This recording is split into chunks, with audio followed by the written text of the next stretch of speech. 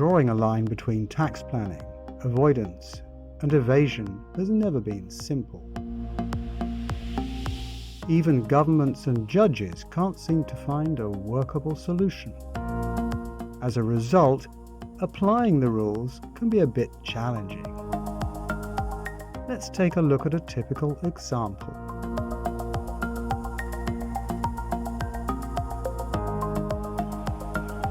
Hi, I'm Ralph from Top Fund LLP, and I have loads of money to invest. The fund's normal strategy is to set up a local holding company in the target country and finance this with loans. But there's a problem.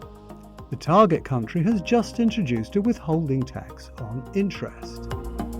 Luckily, Raoul's accountant has come up with a clever plan. The fund should set up a new company in another country and route the loan through that country to the target country. The interest can be paid to the new company without withholding tax because of a special arrangement between the two countries. And the new company doesn't have to withhold tax either on the interest it pays to the fund because of its domestic law. Great, let's do it. But the tax inspector in the target country isn't happy. I don't like the smell of this. But how can we challenge it, Sophia? We've got 3 ways to deny a withholding tax exemption. Sophia has identified 3 anti-avoidance rules. First, if the fund's principal purpose was to avoid the withholding tax.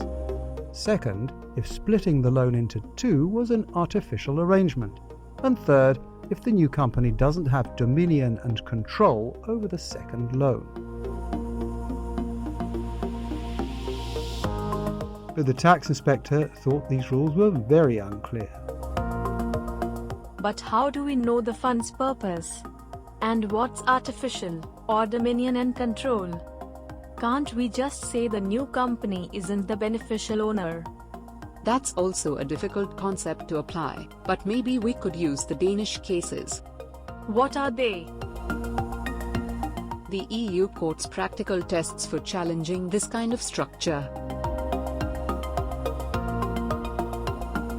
These practical tests all focus on the new intermediate company. For example, if it quickly pays the interest onto the fund, or if there's a legal or factual obligation to on-pay the interest, leaving very little profit behind, or if the company does nothing apart from receive and pay the interest. And finally, if it was set up as a reaction to the new withholding tax law.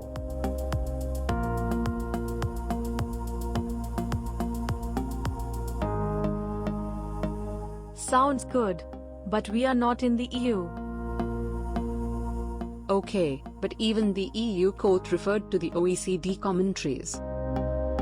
So maybe we can refer to the EU rules. Good idea, Sophia. Let's get started.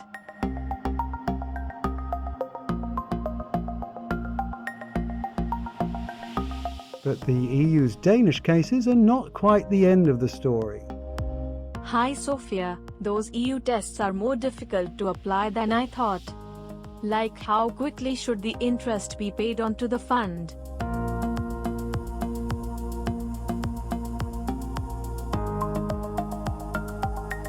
And what if there's more going on than just interest transactions?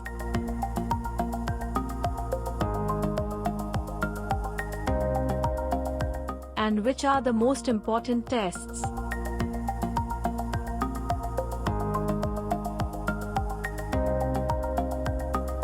Of course, I didn't know all the answers. But I learned a lot from this case. A lot of anti-avoidance rules have similar features. So one country's rule may help interpret another country's rule. However, it's difficult to apply rules that use abstract or subjective concepts. The practical tests in the EU's Danish cases might be a solution even in non-EU countries. But even these tests may need adapting to the specific facts and circumstances.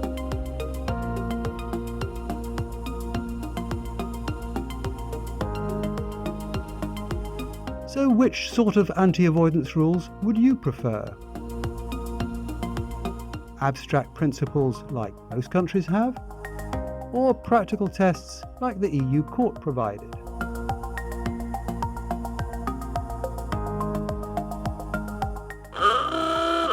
The Danish High Court used some of the tests the EU court had provided. As a result, the withholding tax exemption was not allowed, except where the fund distributed the income to investors that would have got the exemption if they had invested directly in the target company. But the case has been appealed, so watch this space.